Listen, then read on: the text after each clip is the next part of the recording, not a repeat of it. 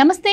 నారా లోకేష్ పాదయాత్ర తర్వాత red book ఎంత సంచలనంగా మారిందో మనందరికీ తెలిసిన విషయమే. ఇక టీడీపీ ప్రభుత్వం అధికారంలోకి వచ్చాక రెడ్ బుక్ లో ఉన్న వారి పేర్లందరిపై కూడా చర్యలు తీసుకుంటారని చెప్పి అప్పట్లో ప్రచారం కూడా జరిగింది. మరి అందులో భాగంగానే వైసీపీ కూడా దీనిపై చాలా దుష్ప్రచారం చేసింది. ఇక మరి ఇప్పుడు ఈ రెడ్ బుక్ కి సంబంధించి వరుసగా చర్యలు ఉంటున్నాయి. దానిలో భాగంగానే మొన్న టీడీపీపై కార్యాలయంపై దాడి జరిగిన వాళ్ళని చర్యలు తీసుకోవడం పూనుకోవటం కావచ్చు. అలాగే ఇవన్నీ కూడా మరి రెడ్ బుక్ లో పేర్లు ఉన్నాయి. చట్టపరంగానే వీరిపై చర్యలు తీసుకుంటుంది ఇప్పుడు ప్రభుత్వం అని కూడా వార్తలు వింటూ ఉన్నాం మనం. దీనికి సంబంధించి మరి అసలు రెడ్ బుక్ లో ఎవరెవరి పేర్లు ఉన్నాయి, ఎలాంటి చర్యలు తీసుకుంటారు తెలుసుకునే ప్రయత్నం అయితే చేద్దాం. మనతో ఉన్నారు senior political journalist Durga Kumar గారు. నమస్కారం సార్. నమస్కారం మా గోవర్ధన, మన వీక్షకులు కూడా నమస్కారం సార్. నారా లోకేష్ గారు పాదయాత్ర చేస్తున్నప్పుడు ఒక రెడ్ బుక్ని తయారు చేశారు అన్నారు. సో ఆ రెడ్ బుక్ పై అప్పట్లోనే చాలా కమెంట్స్ చేశారు వైసీపీకి సంబంధించినటువంటి వాళ్ళు. మేము భయపడుతున్నాము అన్నట్లుగా చాలా వెకిలిగా మాట్లాడిన సందర్భం కూడా మనం చూసాము. అయితే మరి కూటమి ప్రభుత్వం అధికారంలోకి వచ్చాక కూడా చాలామంది వైసీపీ వాళ్ళు ఇప్పుడు భయపడుతున్నారు, రెడ్ బుక్లో మా పేరుందా అని చెప్పి వణికిపోతున్న పరిస్థితి అయితే ఇప్పుడు మనం ఏపీలో చూస్తున్నాం. ఎందుకు అంటే ఆల్రెడీ రెడ్ బుక్లో ఏదైతే ఆయన నమోదు చేసుకున్నారో అవి మొదలవుతుంది. దానిలో భాగంగానే మొన్న టీడీపీ కార్యాలయంపై దాడి జరిగిన ఘటన విచారణకి పూనుకోవడం అని చెప్పి అంటున్నారు. సో మీరేం చెప్తారు? ఇంకెంతమంది పేర్లు ఉండొచ్చు, మరి ఎలా ఉండబోతాయంట చర్యలు? రెడ్ బుక్ అనేది అది రంగు ఎరుపు రంగు కాదమ్మా. 5 సంవత్సరాల నుంచి 2019 నుంచి 24 వరకు ప్రతిపక్షాలు కానీ ప్రజలు కానీ రాష్ట్రంలో ఉండ సామాజికంగా ఎంతో అంతో అవగాహన ఉండాళ్ళ మీద జరిగిన దాష్టికాలు కానీ, దౌర్జన్యాలు కానీ, అవినీతి కానీ, అక్రమాలు కానీ, అధికార దుర్వినియోగం కానీ, అంటే అధికారులు తమకుండా అధికారాన్ని ఇష్టానుసారంగా దుర్వినియోగం చేసి ప్రజల్ని వేధించిన ఇష్యూస్ కానీ, ఒక కామన్ మ్యాన్ నుంచి చంద్రబాబు నాయుడు గారి అక్రమ అరెస్ట్ వరకు అన్ని సబ్జెక్టులు ఇందులో ఉంటాయమ్మా. రెడ్ బుక్ అనేది చాలా విస్తృతమైన బుక్. అది విస్తృతమైనది ఎందుకంటే 5 సంవత్సరాల పాటు రాష్ట్రంలో దాదాపు ఒక 5 కోట్లు అనుకుందాం ఆంధ్రప్రదేశ్ ప్రజానీకం. 5 కోట్ల మందిలో ఎంతమంది ఎన్ని రకాల బాధలు పడ్డారో కూడా అందులోకి సబ్జెక్టే. ఏది అనర్హమైనది కాదు. అవన్నీ కూడా ఇవాళ గ్రామాల నుంచి సేకరిస్తున్నారు. ఎవరెవరిని ఏ విధంగా అక్రమంగా వేధించారు, అధికారాన్ని దుర్వినియోగం చేశారు, నష్టపెట్టారు, దౌర్జన్యం చేశారు, ఆస్తులు స్వాధీనం చేసుకున్నారు. ఇప్పుడు నెల్లూరులో కూడా అతను చెప్పాడు కదా, ఎన్ని ఎకరాలు 2000 ఎకరాల వరకు గనులను కూడా ఆక్రమించేసుకుని వాళ్ళు గనులు తవ్వేసుకుని ఇప్పుడు వేస్ట్ ల్యాండ్ని అక్కడ పడేసిపోయారు. ఇప్పుడు ఎంత తీసేశారు, అందులోంచి ఎంత సబ్జెక్టు మెటీరియల్ తీశారు, దాని క్వాడ్జ్ అట్లాంటివి అనేకం ఉన్నాయి. బయటకు వచ్చినాయి తక్కువ, బయటికి రాని ఎక్కువ ఉన్నాయి. ఇప్పుడు రెడ్ బుక్లో ఎవరున్నారంటే తప్పు చేసిన ప్రతివాడు ఇవాళ భుజాలు తడుముకోవాల్సిందే. అది రాజకీయ నాయకుడు కావచ్చు, ఒక వాలంటీర్ కావచ్చు, ఒక ఎస్ఐ కావచ్చు, ఒక ఎస్హెచ్ఓ ఇన్స్పెక్టర్ ఆఫ్ పోలీస్ కావచ్చు, ఒక ఎస్పీ కావచ్చు, ఒక ఎంఆర్ఓ కావచ్చు, ఒక తహసీల్దార్ కావచ్చు, లేకపోతే ఒక ఎమ్మెల్యే కావచ్చు, ఒక ఎంపీపీ అవ్వచ్చు, లేకపోతే ఒక మున్సిపల్ చైర్మన్ అవ్వచ్చు. ఈ రకంగా ఎవరెవరు వాళ్ళ అధికారాన్ని దుర్వినియోగం చేశారు, ఎవరెవరు ఇతరుల మీద దౌర్జన్యం, పిన్నెల్లి రామకృష్ణారెడ్డి కావచ్చు, చెప్తున్నా, ముఖ్యమంత్రి కూడా కావచ్చు. ముఖ్యమంత్రి అనేకం ఉంటాయి. ముఖ్యమంత్రి చేసింది పరిపాలన కాదు ఈ 5 సంవత్సరాల నుంచి. కేవలం దాష్టికాలే, భూ ఆక్రమణలే, తర్వాత ఈ అక్రమ మద్యం, ఇవన్నీ కూడా అక్రమ మద్యం కూడా అందులో సబ్జెక్టే, రెడ్ బుక్లో సబ్జెక్టే. మామూలు కాదు, అది టాప్ ప్రయారిటీగా ఉండే సబ్జెక్టు. ఆ తర్వాత ఇసుక దందా, ఎన్ని దందాలు ఉన్నాయో అన్ని దందాలు ఊళ్ళల్లో. నేను చెబుతున్నా కదమ్మా, వాలంటీర్లు కూడా మిస్యూజ్ చేశారు. ఇప్పుడు పైనాడే చేస్తుంటే కిందాడే ఎందుకు చేయకుండా ఉంటాడు? ఈడు అధికారాన్ని ఈడు దుర్వినియోగం చేశాడు ఊళ్ళల్లో. అందుకే ఇప్పుడు వాలంటీర్లు కనుక నిజంగా వీళ్ళు అన్నట్టు మేలే జరుగుంటే వాళ్ళు వైఎస్ఆర్సీపీ గెలవాలి కదా. ప్రతి 50 ఏళ్ళకి ఒకరిని పెట్టారు కదా. ఇక అంతకన్నా అడ్మినిస్ట్రేషన్ ఏముంది? ప్రతి 50 ఏళ్ళని మానిటర్ చేయడం చాలా ఈజీ.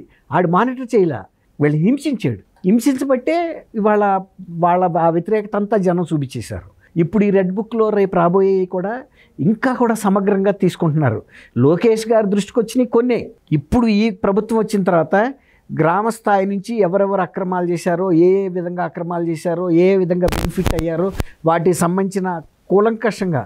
అంతెందుకు రఘురామకృష్ణరాజు గారు ఈ జగన్మోహన్ రెడ్డి గారి పరిపాలనలో ఇచ్చిన జీవోలు, ఎన్ని అక్రమ జీవోలు ఉన్నాయో వాటి జీవో డేటు నంబరు, ఎందుకు ఇచ్చారు, ఎంత నష్టం జరిగింది, దానికి ఏ అధికారి బాధ్యత వహించాలి, ఏ శాఖ బాధ్యత వహించాలి, ముఖ్యమంత్రి ఎట్లా బాధ్యత వహించాలి, ఇవన్నీ కూడా డీటెయిల్డ్గా హైకోర్టులో పిటిషన్ వేశాడు ఆయన కూడా. ఇప్పుడు అది జరుగుతుంది. అట్లా ఇది కాకుండా ఇప్పుడు తెలుగుదేశానికి ప్రతి ఊళ్ళోనూ కార్యకర్తలు ఉండబట్టే కదా వాళ్ళు గెలవగలిగింది. ఇప్పుడు ప్రతి కార్యకర్త కూడా తనకు తమ గ్రామాల్లో జరిగిన అక్రమాలన్నీ మళ్ళీ డీటెయిల్గా ఇవ్వమని చెప్పారు. అసలు ఏంటి దాని హిస్టరీ ఏంటి, ఎవరు బాధ్యుడు, దానికి సంబంధించిన ఆధారాలు ఏంటి, అవన్నీ సేకరిస్తున్నారు. సేకరించిన తర్వాత వీళ్ళ మీద భౌతిక దాడులకి ఏం దిగమని వాళ్ళు ఖచ్చితంగా చెబుతున్నారు. మేము భౌతిక దాడులు దిగము, ప్రజలు మాకు ఇచ్చిన అధికారాన్ని చట్టబద్ధంగానే ఉపయోగిస్తాము. మీ మీద చట్టబద్ధంగా మీరు ఎలాంటి అవినీతి చేశారో, అక్రమాలు చేశారో, రాజ్యాంగ ఉల్లంఘన చేశారో, చట్ట ఉల్లంఘన చేశారో వాటన్నిటినీ అదే విధంగా ఎదుర్కొంటాం. కాబట్టి వాళ్ళు పైనుంచి కింద దాకా కూడా అదే మాట మీద ఉన్నారు. రేపు కేసెస్ మీరు అన్నట్టు గ్రామ స్థాయి నుంచి రాష్ట్ర స్థాయి ముఖ్యమంత్రి కూడా ఎన్నెన్ని అక్రమాలు చేశాడో, ఎంతెంత అవినీతికి పాల్పడ్డాడో అవన్నీ కూడా కేసెస్ ఫైల్ అవుతాయి ఖచ్చితంగా. ఇప్పుడు చంద్రబాబు నాయుడు గారి మీద స్కిల్ డెవలప్మెంట్ పెట్టారు కదా, అలాంటివి వాళ్ళు చేసినవి ఎన్ని ఉన్నాయో అన్నీ వస్తాయి. ఈ కేసుని ఎట్టాగో ఫైల్ చేశారు వీళ్ళు, కానీ వాళ్ళు ఏం ఆధారాలు చూపించలేకపోయారు. ఇప్పుడు ఇవాళ ఒక్క రోజులో ఈ రెడ్ బుక్ మొత్తం అమలు అవుద్దని నేను చెప్పట్లా, అమలు కాకుండా కూడా ఉండదు, ఖచ్చితంగా అమలు అవుతుంది. ప్రతి వివరాన్ని సేకరించిన తర్వాత ఒక ఫార్మాట్ రూపంలో తీసుకుంటున్నారు. ఇప్పుడు కనుక ఎమ్మెల్యేలు అఫిడవిట్లు ఇస్తారు చూసారు, ఎంపీలు ఎలక్షన్కి మనకుండా ఆస్తిలు ఎంత ఉన్నాయి, అప్పులు ఎంత ఉన్నాయి, తర్వాత మన మీద కేసులు ఎన్ని ఉన్నాయి, ఏ సెక్షన్లు ఉన్నాయి, ఎక్కడ ఫైల్ అయింది ఆ కేసు, ఏ రోజు ఫైల్ అయింది, కోర్టుల్లో ఎన్ని కేసులు పెండింగ్లో ఉన్నాయి, అవన్నీ డీటెయిల్స్ ఇవ్వాలి అఫిడవిట్లో. సేమ్ ప్రతి కార్యకర్త ఎవరెవరు నష్టపడ్డారో ప్రతి వ్యక్తి వాళ్ళు మీరు ఇండివిజువల్ ఆంధ్రప్రదేశ్లో మీకు ఆ రైట్ ఉంది. ఆ రెడ్ బుక్లో నా పేరు జార్సమని పెట్టుకోవడానికి మీరు వ్యక్తిగతంగా మీ పేరు, మీ గ్రామం, మీరేంటి వివరాలు, ఎవరు మీ మీద దౌర్జన్యం చేశారు, ఎవరు మీ ఆస్తి ఆక్రమించారు, ఆ ఆస్తికి సంబంధించిన డీటెయిల్స్, మీ దగ్గర ఉన్న ఆధారాలు, ఆ వ్యక్తికి ఎవరు అనేది అన్నీ ఇస్తే అన్ని ఎంక్వైరీలు అవుతున్నాయి. ఇప్పటికే కొన్నిసార్లు వాళ్ళంతటా వాళ్ళే వాలంటరీగా పక్కకు జరిగిపోతున్నారు భూముల్లో నుంచి వైఎస్ఆర్సీపీ నాయకులు. ఎందుకంటే ఇవాళ జగన్మోహన్ రెడ్డి ప్రభుత్వం లేదు అక్కడ, తర్వాత ఆ రోజు పోలీస్ అధికారులు లేరు, వీళ్ళకి ఇదిగా వాళ్ళకి గులాముల్లాగా ఉండే పోలీస్ అధికారులు లేరు. వాళ్ళందరూ శంకరగిరి మాన్యాలు ఇప్పటికే వెళ్ళిపోయారు, ఇంకా వెళ్ళిపోయే వాళ్ళు కొందరు ఉన్నారు. అవన్నీ జరుగుతాయి, ఐఏఎస్లకు కూడా జరుగుతాయి. అంతకుముందు ఎవరెవరైతే ఎట్లా అయితే గతంలో జైలుకి వెళ్ళారో ఇప్పుడు అలాంటి పరిస్థితి మళ్ళీ ఐఏఎస్లకు వస్తుంది. చీఫ్ సెక్రటరీలుగా చేసిన వాళ్ళకి వస్తుంది, డీజీపీలుగా చేసిన వాళ్ళకి. మీరు అన్నట్టు ఇప్పుడు ముందుగా పోలీస్ శాఖలో ఉండొచ్చు అని కొన్ని న్యూస్ అయితే వింటూ ఉన్నాం సార్. ఎందుకు అంటే ఆయన పాదయాత్ర చేసేటప్పుడు చాలా మంది కార్యకర్తల వీర మరణం పొందారు. సో వాళ్ళని ఎంత హింసించి ఉంటారు అని చెప్పి కావచ్చు, అలాగే చంద్రబాబు గారు అరెస్ట్ అయినప్పుడు కూడాను అత్యుత్సాహం చూపించిన వాళ్ళు కావచ్చు, ఇలా ఒక బాధ్యతాయుతమైన శాఖలో ఉండి మరి ప్రజల్ని హింసించడం సబబు కాదు కాబట్టి ముందుగా వాళ్ళ శాఖలో ప్రక్షాళన ఉండొచ్చు, అటువైపు నుంచి తీసుకొచ్చే భాగంగా చూస్తున్నారు అంటున్నారు. మీరేం చెప్తారు? ఇప్పుడు మీరు అన్నట్టు ప్రతి పోలీస్ శాఖలో బాగా దుర్వినియోగం జరిగింది. వాళ్ళు చేసిన దౌర్జన్యాలకి చాలామంది ఆత్మహత్యలు కూడా చేసుకున్నారు. ఆ విధంగా అంటే ఒక ప్రముఖ ఎంపీని, వాళ్ళ సొంత పార్టీకి చెందిన ఎంపీని కిడ్నాప్ చేసి తీసుకెళ్ళి వాళ్ళ రకంగా 3rd డిగ్రీ ప్రయోగించిన ప్రభుత్వం ఇక సామాన్య మానవుడిని 3rd డిగ్రీ పెట్టడానికి ఏమన్నా పెద్ద విషయమా? ఇప్పుడు ఒక ఇంటెలిజెన్స్ డీజీగా ఉన్న వ్యక్తే దీనికి నాయకత్వం వహించి చేశాడు. అది ప్రతి కానిస్టేబుల్ అతని స్థాయిలో ఎస్ఐ లెవెల్లో ఎస్ఐ చేస్తాడు. కాబట్టి పైనుంచి అలాంటి వ్యవస్థ పనిచేస్తున్నప్పుడు పోలీస్ శాఖలో పూర్తిగా దుర్వినియోగం జరిగింది. వాళ్ళందరూ కూడా రెడ్ బుక్లోకి రాకుండా ఎక్కడికి వెళ్ళరు. అండ్ ఇంకోటి ఏంటంటే ఇప్పుడు రెడ్ బుక్లో ఉన్న పేర్లందరూ రాసి పెట్టుకున్నారు అంటే వాళ్ళపైన అంటే ప్రతిపక్ష పార్టీకి సంబంధించిన కక్షపూరితంగా వ్యవహరిస్తారు, కక్ష సాధింపు చర్యకు పాల్పడతారు అని చెప్పి వైసీపీ ప్రచారం చేసింది. కానీ ఇప్పుడు చూస్తే అది చట్టపరంగానే వీళ్ళు ముందుకెళ్తున్నట్టయితే కనిపిస్తోంది. దానికి ప్రజలు కూడా హర్షిస్తున్న పరిస్థితి. మీరేం చెప్తారు? చాలా మంచి ప్రశ్న అడిగాము. ఇది ఎట్లా అంటే వాళ్ళు ఇప్పుడు ఓడిపోయారు కాబట్టి వాళ్ళు ఎలాంటి అధికార దుర్వినియోగం చేశారో అలాంటి దుర్వినియోగమే వీళ్ళు కూడా చేస్తారని వాళ్ళు ఊహిస్తున్నారు. అధికార దుర్వినియోగం కదా, వీళ్ళు అట్లాంటి అధికార దుర్వినియోగం కనుక చేస్తే, సపోజ్ అనుకుందాం మనలో మాటగా చేస్తే, ప్రజల ముందు పారదర్శకంగానే జరుగుతాయి ఇవన్నీ కూడా. అట్లాంటప్పుడు అది కోర్టుకి వెళ్తుంది. వీళ్ళు కనుక ఆధారాలు లేకుండా కేసు పెట్టారనుకోండి, మన చంద్రబాబు నాయుడు గారిని టెక్నికల్ రీజన్స్తో ఆపారు, కానీ ఒక్కసారి బెయిల్ పిటిషన్ మీద హైకోర్టులో మీరు మీ దగ్గర నుంచి ఉన్న ఎవిడెన్స్ ఏంటని హైకోర్టు అడిగినప్పుడు ఏమైనా ఆధారాలు చూపించగలిగారా?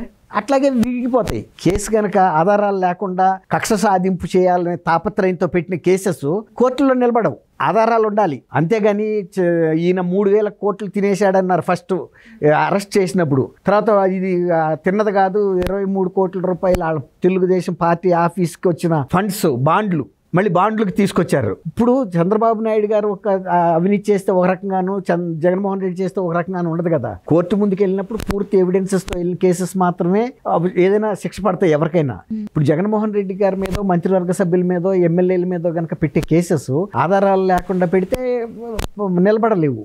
ఈయన ముఖ్యమంత్రి మీద ఎన్ని రకాల ఆయన కుంభకోణాల్లో ఉన్నాడో, ముఖ్యమంత్రి పదవి చేపట్టక ముందే ఆయన మీద దాదాపు 30 కేసెస్ ఉన్నాయి, చాలా పెద్ద కేసెస్. అవన్నీ ED, vigilance, CBI type cases. అందులో 45,000 కోట్ల రూపాయల ఆస్తుల జప్తు కూడా ఉంది. అందులో జప్తు అనేది ఊహాజనితంగా చేయలేరు కదా, చంద్రుడి మీద భూమి కొన్నట్టు కాదు. ఎక్కడైతే ఆ సర్వే నంబర్లు ఉన్నాయో, ఎంతంత ఏరియా ఆఫ్ ల్యాండ్ ఉందో, వాటి విలువ ఎంతో, ఎక్కడెక్కడ భవనాలు ఉన్నాయో వాటిని కదా జప్తు చేసింది. భౌతికంగా ఉన్న ఆస్తులు, ఊహాజనితంగా చంద్రుడి మీద ఫలానా సాటు ఉందని భూమి చేయలే. కాబట్టి ఒకవేళ కనుక అట్లాంటి రెడ్ బుక్లో కనుక ఆధారాలు లేకుండా చేస్తే ప్రజల ముందు వీళ్ళు అబాస్పాలు అవుతారు. కాబట్టి అంత ఈజీ అనుకోవటానికి లేదు. అంటానికి ఎవడైనా అనొచ్చు, రేపు ఇంత పగడబందీగా పెట్టకపోతే తెలుగుదేశం ప్రతిష్ట కూడా దెబ్బతిందా. కాబట్టి అదేమీ జరగదమ్మా. ప్రజలు కూడా న్యాయ నిర్ణేతలే, వాళ్ళు కూడా నిర్ణయిస్తారు. ఈ న్యాయస్థానాలు ఏమో ఒకరి న్యాయం అయితే ప్రజా న్యాయ కోర్టులో ప్రజలు న్యాయం. Right sir, thank you. Thank you అమ్మ గౌరమ్మ.